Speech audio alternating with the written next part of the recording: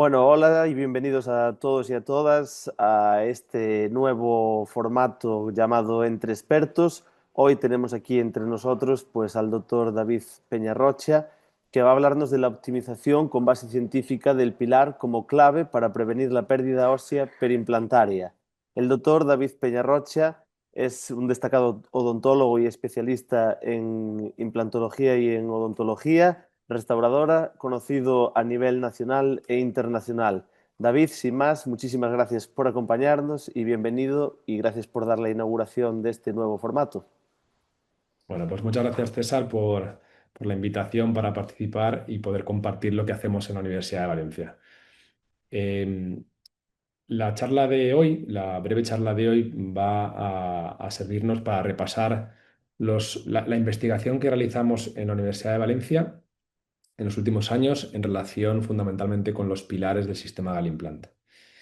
Debo comenzar dando las gracias y explicando de dónde nace todo esto que voy a presentar. Es un trabajo que no es mío, ni mucho menos, es un trabajo en equipo en el cual han participado muchos compañeros, alumnos y profesores del máster de cirugía bucal e implantología que dirijo, que conocemos coloquialmente con el acrónimo de Cirbuca. Eh, y, eh, y todo ello es posible gracias al apoyo de la empresa Galimplant con la cual llevamos trabajando más de 7 años en este momento, y esa colaboración dio fruto hace ya 4 años a la cátedra de implantología dental Galimplant, Universidad de Valencia, que dirijo, y que consiste en una colaboración constante de apoyo para la docencia, para la investigación y para la divulgación. Brevemente repasar lo que hace esta cátedra, porque me parece que era el momento adecuado para hacerlo durante la Expo Dental y ahora también con estos webinarios. Gracias a la cátedra de implantología dental Galimplant, hemos mejorado considerablemente la docencia de nuestras asignaturas de grado. Realizamos un taller de implantología básica en tercer curso para los 80 alumnos de tercer año de la asignatura de cirugía bucal, y realizamos actualmente 3 talleres en la asignatura optativa cirugía de implantes de quinto curso, que seguro que en el futuro pasará a ser una asignatura obligatoria. Talleres de planificación digital, talleres de implantes en zona estética y de cirugía guiada. Además, Galimplant y esta cátedra también son fundamentales para aumentar el nivel de los posgrados, de los títulos propios que codirijo. Entre ellos destacar el experto en implantología, que es un curso modular de duración de un año, con 7 módulos, que sirve para introducir al profesional al mundo de la implantología. Y destacable el posgrado de especialización en cirugía bucal e implantología, que es un título propio de 3 años que se realiza 4 días a la semana, y que tiene como finalidad formar especialistas en nuestra temática, ¿no? En nuestro ámbito de competencia. Comentar también que gracias a la cátedra, pues la investigación en implantología la hemos podido llevar a otro nivel, ya que tenemos donaciones de implantes y aditamentos. Galimplant también nos subvenciona la prótesis, con lo cual podemos aumentar la muestra fácilmente, porque los pacientes suelen aceptar los presupuestos ya que están subvencionados. Tenemos equipamiento para prótesis, tenemos escáneres intraorales, faciales, impresoras 3D, y especialmente importante que tenemos fondos económicos para subcontratar pruebas complejas como análisis microbiológico con metagenómica, proteómica, que luego iremos viendo en mi charla, y también en charlas de compañeros de la Universidad de Valencia como Juan Carlos Bernabeu y Claudia Salabert. Ya me meto, después de esta breve introducción de lo que es la cátedra, voy a meterme ya en el tema en cuestión, ¿vale? Lo que vamos a ver hoy debe introducirse con esta fórmula, que es una fórmula que yo creo que sirve tanto para odontólogos en formación. La explico ya en tercero de carrera y nunca podemos perderla de vista, ¿vale? Ya sea nuestra experiencia de años, de décadas, siempre está ahí. Es una fórmula además que a mí me gusta mucho porque la he visto nacer, porque cuando yo hice el máster que ahora dirijo hace 15 años, estos conocimientos no los teníamos, íbamos bastante perdidos. Yo lo llamo la fórmula de la pérdida ósea cero. Diferentes compañeros tienen diferentes versiones, pero todos llegamos un poco a lo mismo, ¿no? Entonces, cuando lo explico en tercero o en quinto o en el experto, siempre digo lo mismo, digo, no vamos a saber nunca con seguridad que un implante que colocamos hoy no va a perder hueso, pero yo sí que creo que el riesgo-beneficio, ¿no? Las probabilidades están de nuestro lado y yo me jugaría una paella con cualquiera que si coloco un implante rodeado de un hueso suficiente de 1 o 2 milímetros de hueso en todas las direcciones, rodeado también, protegido por una banda de mucosa queratinizada de 1,5 o 2 milímetros de encía queratinizada firme, de mucosa queratinizada firme, y además ponemos el implante en una posición correcta que nos permita utilizar una porción transmucosa respetuosa con el espacio biológico, sea esa porción un pilar o sea un cuello, en el caso de que utilicemos un implante con cuello. Y esto nos lleve a poder diseñar y ejecutar una prótesis higiénica. Si tenemos esos cuatro condicionantes, esos cuatro componentes, yo me juego con quien sea una paella a que ese implante a largo plazo no tendrá problemas biológicos.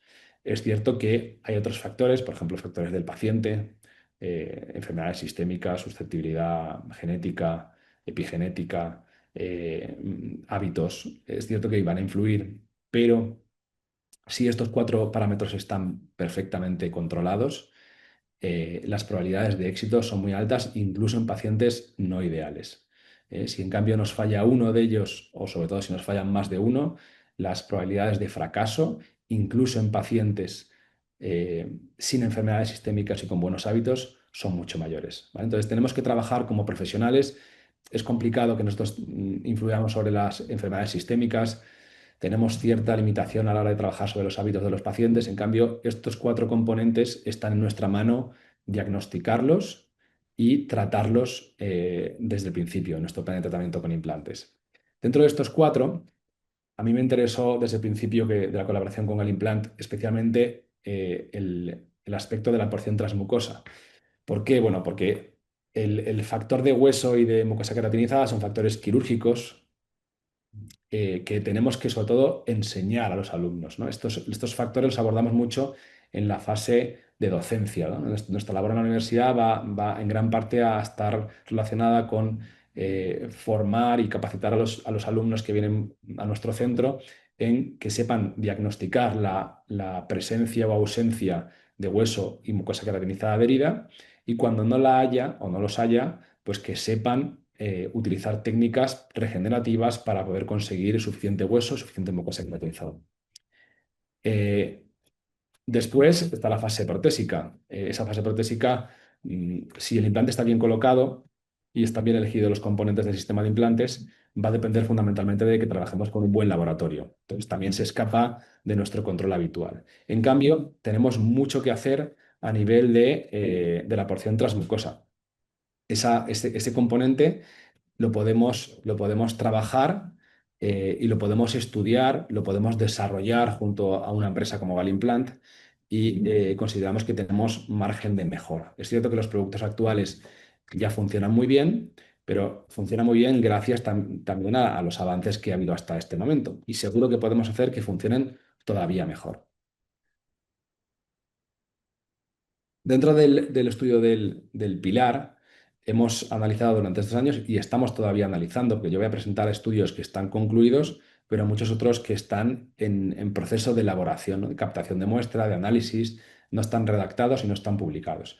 Estamos analizando, por un lado, la altura, por otro lado, la morfología y por otro lado, la superficie, ¿no? Que sería un poco la morfología micro, ¿no? Y la morfología sería la macro. Vamos un poco a los inicios de la literatura científica ya clásica, aunque es reciente, que ha dado lugar a esta línea de investigación. A mí me gusta empezar por este estudio que está publicado en 2014 y bueno, tiene 12 años, pero ya se puede considerar un clásico. Es un estudio del grupo del profesor Pablo Galindo Moreno de Granada, que fue el primer artículo en el cual, casi como serendipia, encuentran que la altura del pilar está directamente relacionada con la tasa de pérdida ósea. De manera que a pilares más altos, eh, hay cuanto más alto es el pilar, como que se protege, esa pérdida de bosa va a ser menor. Este estudio, que está publicado en una muy buena revista, en cambio es un estudio de un bajo nivel de evidencia, es un estudio retrospectivo, con muchos sesgos, muchas carencias, como siempre ocurre cuando se publica algo por primera vez. Pero esta idea fue recogida por diferentes grupos de investigación. A mí me hubiera encantado ser uno de ellos, pero en aquel momento no teníamos todavía montado la infraestructura, yo todavía no tenía un equipo montado, estaba casi volviendo de mi etapa en México y no teníamos las herramientas ni el flujo de trabajo de equipo en este tema. Entonces, no llegamos a ello. Uno de los grupos que sí que llegó, por destacar un español, porque hubo varios, fue el grupo de Juan Blanco en Santiago de Compostela, que hicieron un estudio clínico aleatorizado a raíz de los hallazgos anteriores de Pablo Galindo, pues hicieron un estudio comparativo entre pilares de 1 y 3 milímetros y los RCTs dan mucha mayor solidez científica a poder decir que un pilar alto, ¿no? Considerado 3 milímetros como alto en este caso, va a proteger, va a dar lugar a una pérdida ósea mucho menor que un pilar bajito, en este caso de 1 milímetro. Sin embargo, cuando nosotros leíamos estos artículos, un poco añorando el haber podido participar, el haber podido hacer nosotros mismos uno de ellos, veíamos que unido a lo que veíamos en clínica con los pilares de Galimplant que estábamos empezando a utilizar, que en aquel momento utilizamos pilares de 3, de 2, de 4, pero también de 1, porque el sistema tenía pilares de 1. Pues lo que a nosotros nos parecía más que la altura, veíamos que era la forma lo que estaba dando lugar a problemas de pérdida ósea. Porque la diferencia principal entre los pilares de 1, si vemos las radiografías del estudio de Juan Blanco, lo que ocurre es que el pilar de 1 se ensancha enseguida y da lugar a un punto de inicio de una prótesis mucho más ancha, más cerca del hueso. Es un ensanchamiento prematuro, más que la altura. O sea, era nuestra intuición. Y a raíz de eso hicimos un primer estudio ya este fue el primer estudio que hicimos prospectivo con Galimplant, porque antes publicamos algún estudio retrospectivo aprovechando la muestra que teníamos ya operada, pero este fue el primero que planificamos. Y lo que queríamos era demostrar que no era tanto la altura del pilar, sino la forma. ¿Vale? Y de esa manera lo que hicimos fue comparar el implante comercializado, que es el de la derecha, el que todos conocemos, el recto estético, con un pilar también de 3 milímetros, que de la prótesis hacia arriba es exactamente igual, pero la parte transmucosa se parecía en cierta manera a las formas del pilar de altura 1, que veíamos que no estaba funcionando mal. Eliminamos de esta manera el tema de altura y nos concentramos solamente en formas. Y los hallazgos nos dieron la razón. Lo que encontramos fue que el pilar recto, el de paredes paralelas, de comercializado, daba lugar a una pérdida ósea prácticamente cero y a un remodelado prácticamente cero también. En cambio, el pilar ancho, que también tenía 3 milímetros, daba lugar a una pérdida ósea de 0,4 y a un remodelado mayor. A destacar que en este estudio quisimos dar una aportación para poder describir mejor lo que nosotros veíamos clínicamente. Para nosotros se quedaba corto las medias de pérdida ósea y de remodelado óseo. Simplemente dar la media no nos mostraba, pensamos que no permite transmitir entre clínicos y entre investigadores lo que nosotros vemos. Porque la realidad es que cuando vemos medias, pues lo que vamos a estar ocultando. Habrá casos que funcionen muy bien y casos que funcionen posiblemente mal. Entonces, lo que nos interesa más es saber, nosotros nos va a preocupar siempre mucho cuántos van mal, más que la media salga bien o mal. Lo que nosotros hicimos fue proponer una clasificación de semáforo muy simple para implantes que están colocados subcrestales, ¿vale? Esta clasificación solo tiene sentido para implantes colocados por debajo del nivel óseo. Y esto puede dar lugar en radiografías bidimensionales a 3 escenarios. El escenario de la izquierda, que llamamos remodelado, que está marcado en naranja, que es como el mínimo al que queremos llegar, o el mínimo, nuestro objetivo mínimo, que es que vemos que el hueso se remodela y el primer contacto entre el hueso y el sistema de implantes, entendiendo sistema como implante y pilar, se va a colocar a nivel de la plataforma, ¿vale? De manera que no hay superficie rugosa expuesta, pero ha habido un remodelado esperable, fisiológico. Después tendremos la situación en rojo, que es la pérdida ósea, el bone loss, en el cual en radiografías bidimensionales podemos intuir una pérdida de hueso que deja superficie rugosa expuesta, que sería la situación no deseable, porque es una situación que sabemos que va a ser inestable, ya que la presencia de superficie rugosa expuesta pues es un factor de riesgo para la progresión de la periimplantitis.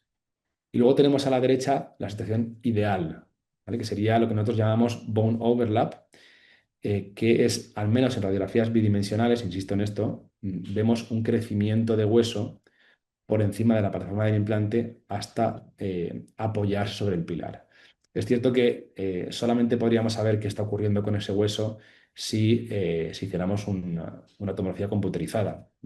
Puede ser que el bone overlap sea por hueso lingual o vestibular, pero al menos en radiografías bidimensionales sí que nos va a permitir intuir que hay mucha estabilidad. La situación de bone overlap nos hace pensar en una situación de gran estabilidad de tejidos perimplantarios. Y bien, ¿qué encontramos en este estudio? Pues bueno, pues encontramos que a 12 meses en el grupo de pilares anchos había un 68% de ellos que tenía algo de pérdida de hueso. Siempre era muy bajita, pero había algo en medición de periapicales. Y en el grupo de implantes cilíndricos, ¿vale? El grupo convencional, el grupo de pilar rectoestético comercializado, teníamos un 6% de casos con algo de pérdida de hueso. Y en cambio teníamos un 28% con bone overlap, que sería la situación ideal de gran estabilidad, con crecimiento de hueso por encima de la plataforma. Algo que no se daba en ningún caso con el implante ancho, ¿vale? No encontramos ningún caso con hueso por encima de la plataforma.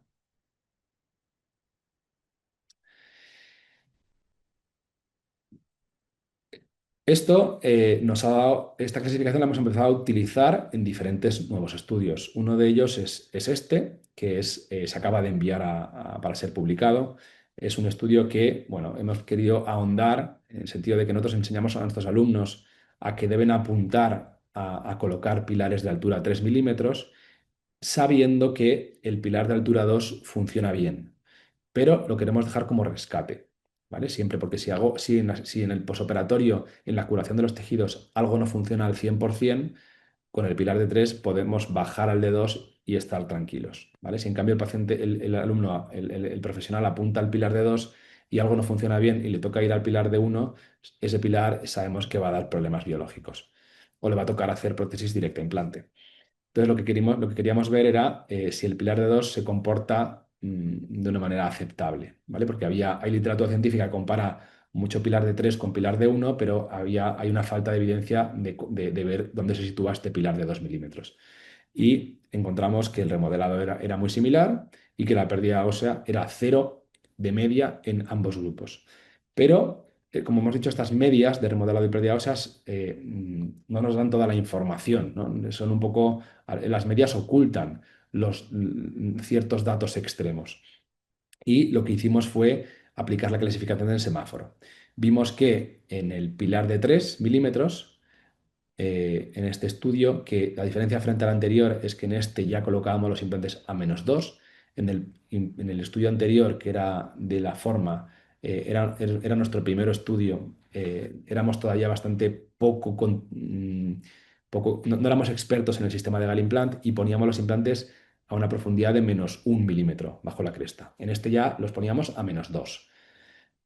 Con lo cual, lo que encontramos es que con el pilar recto de 3 milímetros, el recto estético comercializado, veíamos que no había ningún caso de pérdida de hueso con la clasificación del semáforo y más o menos la mitad estaban en verde, es decir, en bone overlap, y la mitad tenían un remodelado. Y con el pilar de 2 teníamos un 7% de implantes en situación de bone loss, ¿vale? De pérdida de hueso. Es muy aceptable, son unos resultados fantásticos, pero bueno, pues no llega al nivel del pilar de 3 milímetros. Es un pilar que funciona muy bien, el de 2, nos da muchas satisfacciones, es un pilar muy seguro de utilizar, pero siempre hay que apuntar a ser posible al pilar de 3. Continuamos usando las novedades del sistema de Galimplant, entre ellas destacar los pilares Slim. Estábamos bastante enfocados en el tema de la forma después de esta primera experiencia y el pilar Slim nos parecía bueno, una vuelta de tuerca para intentar, nuestro objetivo siempre era conseguir cuantos más implantes en la franja verde de bone overlap pensábamos que es mejor para el sistema y o sea, mejor para la estabilidad del sistema a largo plazo. Y empezamos a ver este tipo de situaciones. El pilar Slim es un pilar Slim, el pilar Slim original, que es el que vemos en estas imágenes. Es un pilar mm, indicado para zona anterior y para implantes ferulizados, como vemos en este caso. ¿Vale? Son dos premolares y están celulizados. Y veíamos situaciones como esta que nos parecían increíbles, porque en la literatura científica no estaba descrito que el hueso pudiera crecer alrededor de los implantes. Se asumía que el hueso o se quedaba igual o se perdía, pero no existía ni la terminología para describir ese crecimiento. Y veíamos este tipo de situaciones de manera constante. Aquí vemos un crecimiento muy claro. Hace 15 años a mí me dicen esto y hubiera pensado que esta imagen es fruto del Photoshop, pero esto lo estábamos viendo a diario.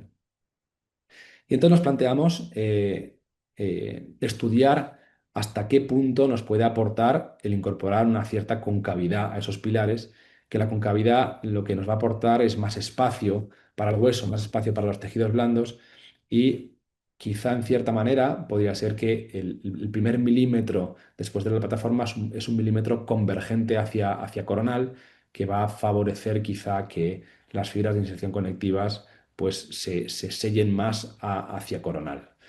Esta era nuestra hipótesis y lo que hicimos fue hacer un estudio clínico aleatorizado comparando el pilar recto estético convencional con el pilar SLIM. En este caso ya el pilar SLIM que quedó como parte del sistema, que es un pilar más potente que puede ser utilizado en unitarios y puede ser utilizado en molares.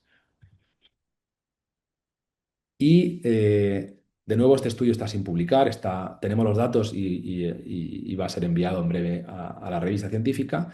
Y lo que nos encontramos era que, de nuevo, la pérdida de hueso ósea era cero en ambos grupos y el remodelado salía ligeramente mejor en el grupo cóncavo. En el grupo de pilares Slim, la media era 0,5 milímetros y en el grupo recto era 0,7, habiéndose colocado todos los implantes a una profundidad de -2 y siendo todos los implantes, los pilares de altura 3 milímetros. Si no damos a clasificación del semáforo y vemos el tiempo de mayor seguimiento, el tiempo 12, el mes 12, vemos que el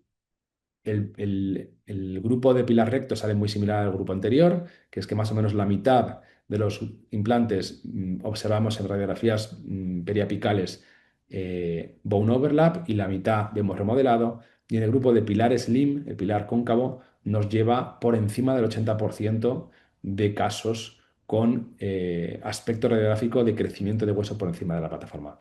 Entonces, esto estamos un poco rizando el rizo, llevando el sistema a la máxima estabilidad tisular posible. A raíz de estos resultados, hemos empezado un nuevo estudio que simplemente menciono aquí, que es que vamos a utilizar todos estos pilares rectos y slim de 2 y de 3.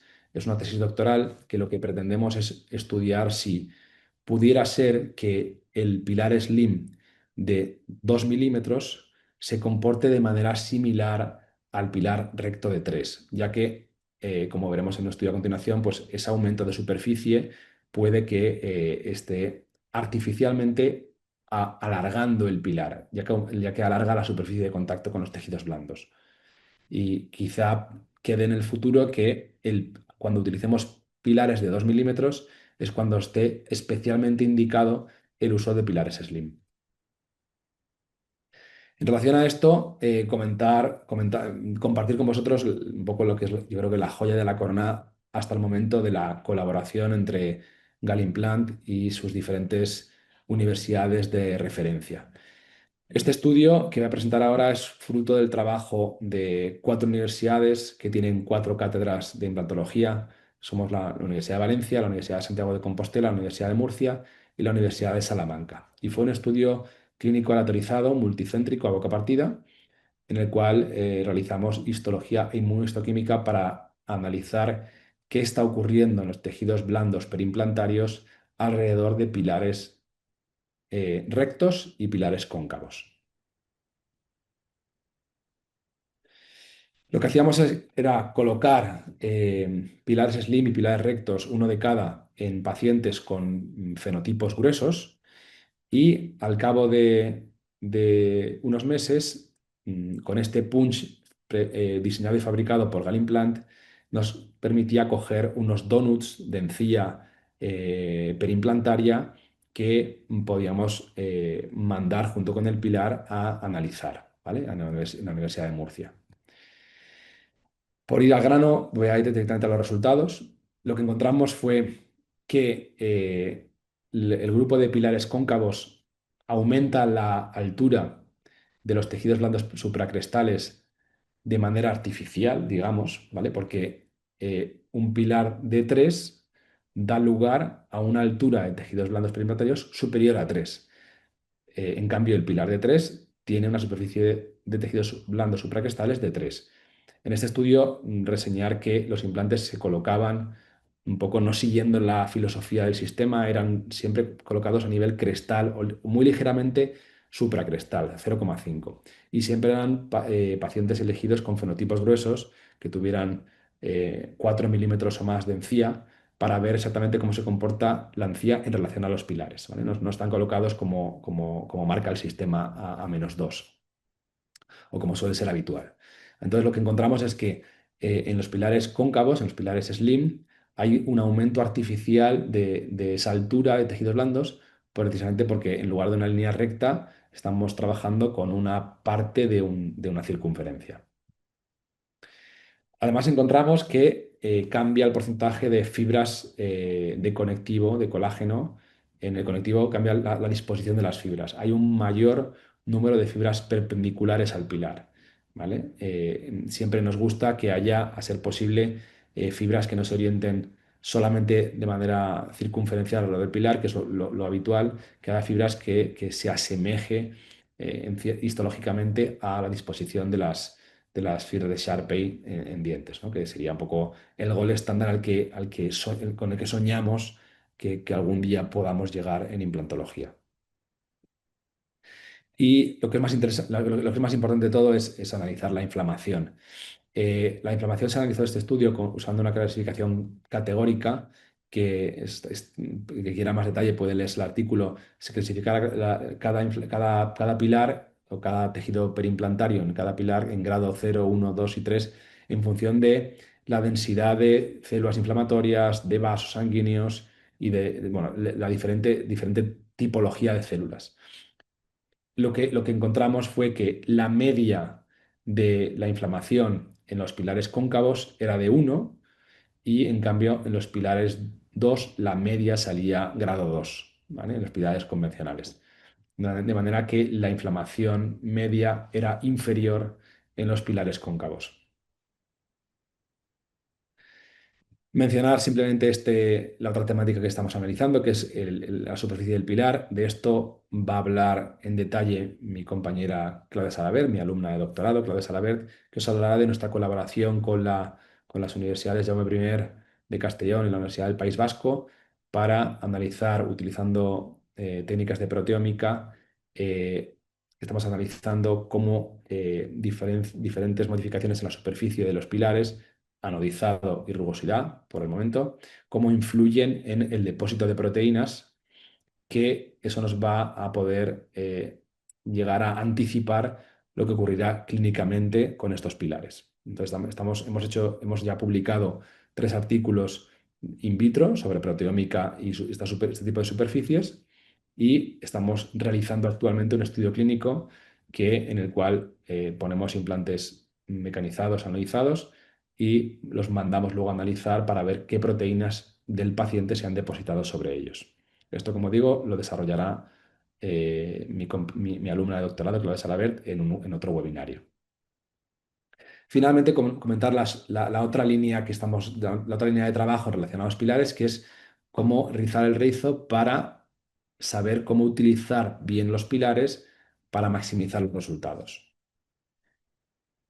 En este sentido, estamos haciendo una tesis doctoral, que es un ensayo clínico aleatorizado, que compara en implantes unitarios el utilizar pilar frente a utilizar una prótesis directa implante, que es una prótesis directa implante, en teoría, válida para el mercado, que sería una prótesis una corona unitaria de circonio con una T-base de titanio fabricada por la casa comercial, ¿no? Es una cosa que es una forma de trabajar que sigue vigente en el sector.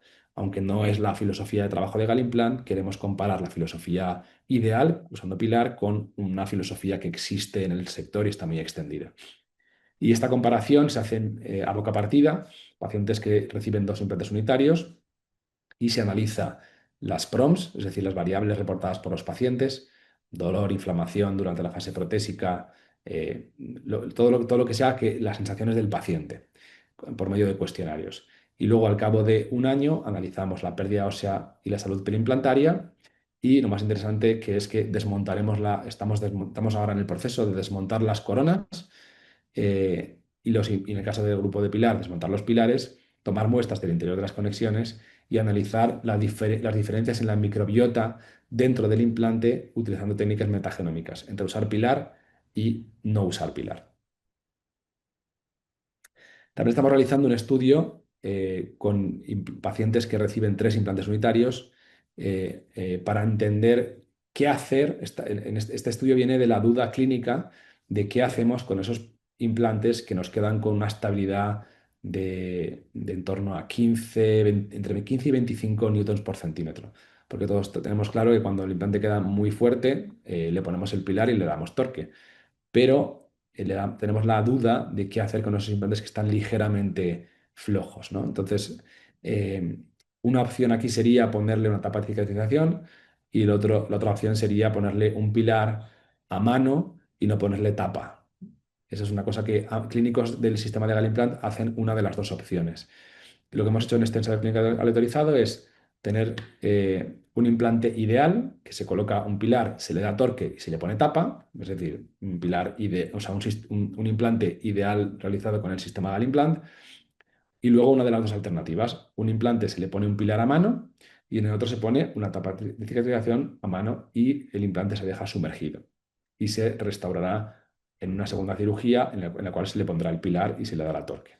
Entonces vamos a comparar, en este estudio comparamos la pérdida ósea perimplantaria, la salud perimplantaria y las PROMs, las variables del paciente. El paciente nos tiene que contar en qué situación, o sea, con cuál de las dos opciones tiene más molestias, más satisfacción, si hay más sangrado, si hay más inflamación. Y otro estudio que estamos realizando es el de un poco analizar los extremos del sistema, porque el sistema de Galimplant tiene pilares de 4 y pilares de 5, con los cuales, como clínicos, tenemos experiencia, muchos de nosotros, experiencia en nuestro caso aquí en la universidad muy satisfactoria. No tenemos muchos implantes colocados tan profundos como para necesitar implantes de pilares de 4 y de 5, pero aquellos que se han utilizado por necesidad del caso han funcionado muy bien, sorprendentemente bien. Y esto no está estudiado en la literatura. Entonces necesitamos poder refrendar nuestras decisiones clínicas con literatura científica. Estamos haciendo un estudio clínico aleatorizado que compara el pilar de 3, el implante colocado a 2 milímetros bajo la cresta, que se rehabilita con pilares de 2 y de 3, y implantes colocados a -4 de la cresta, que se rehabilita con pilares de 4 y de 5. Y vamos a analizar pérdida ósea, salud perimplantaria y, lo más interesante, a largo plazo, ver complicaciones biológicas y complicaciones mecánicas, que pensamos que no las vamos a tener, pero hay que analizarlo. Ya terminando, decir que otro estudio sobre el uso del sistema que estamos llevando a cabo es la comparación entre utilizar tapas estándar y tapas individualizadas, realizadas con el conformador de tapas del sistema Galimplant, que se hacen tapas de composite en torno a interfaces harinadas.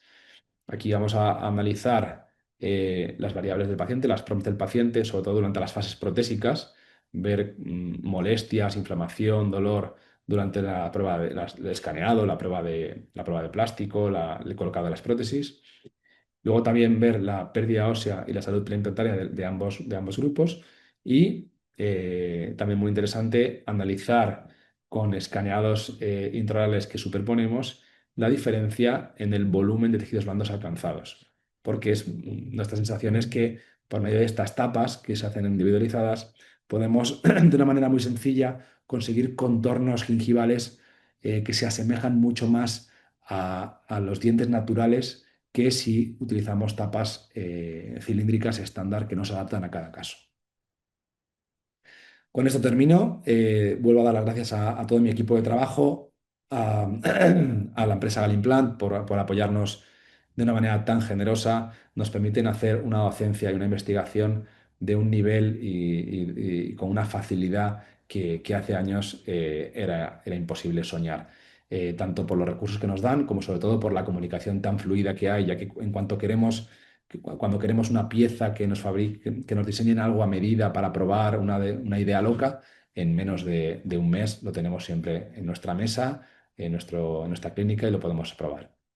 Así que nada, dar las gracias a todos por vuestra atención y quedo a disposición por cualquier pregunta.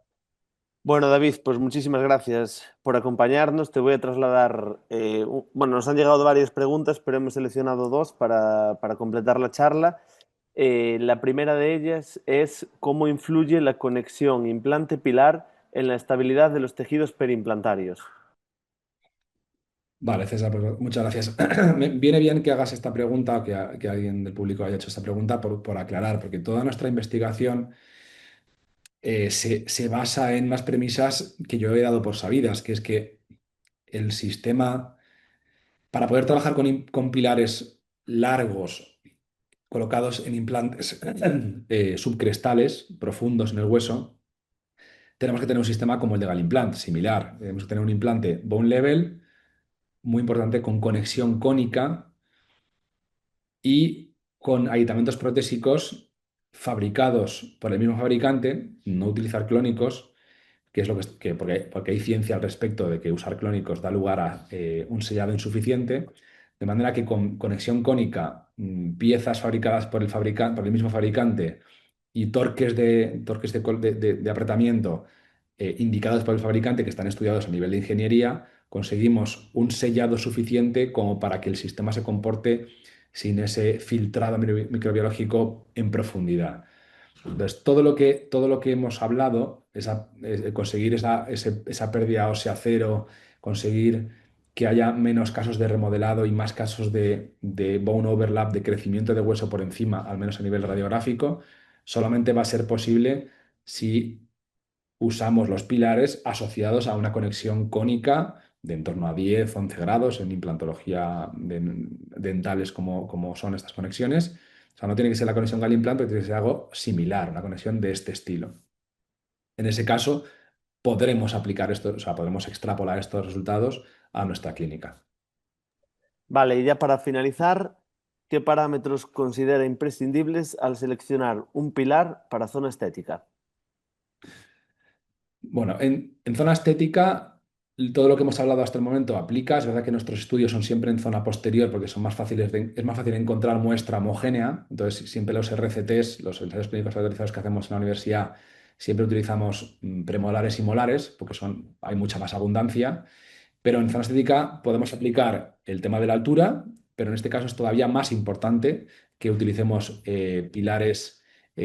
Si usamos un pilar de dos, podemos tener riesgos de que se exponga, de que se vea a nivel estético. Entonces, en zona estética, todavía más importante profundizar bien el implante, usar pilares de al menos 3 milímetros. Y yo destacaría que en zona estética quizás sea donde aún con más tranquilidad empleamos pilares slim, porque si el pilar slim nos puede dar miedo de algo es de que molares de pacientes muy potentes pueda sufrir mecánicamente, aunque los estudios que hay de elementos finitos y de ingeniería dice que el pilar slim actual es resistente y nosotros tenemos experiencia en molares ya de años y funciona bien, pero en zona estética, pues todavía con más tranquilidad por las fuerzas que reciben estos dientes, yo indicaría un pilar cóncavo para dar el máximo espacio posible a el hueso, a la mucosa.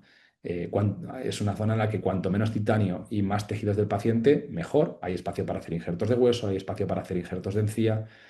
Y en general en zona estética todo lo que sea estrechito nos viene bien. Estrecho el pilar, estrecha la conexión del pilar, es decir, una conexión de 3,8 para enseguida dar espacio a los tejidos y al circonio, ¿no? O a la cerámica que va a proporcionar la estética. Entonces sería un poco el resumen en zona estética. Bueno, David, pues muchísimas gracias por acompañarnos en esta nueva modalidad que se titula Entre expertos, preguntas reales, respuestas profesionales. Muchas gracias. Gracias a ti y gracias a toda la audiencia.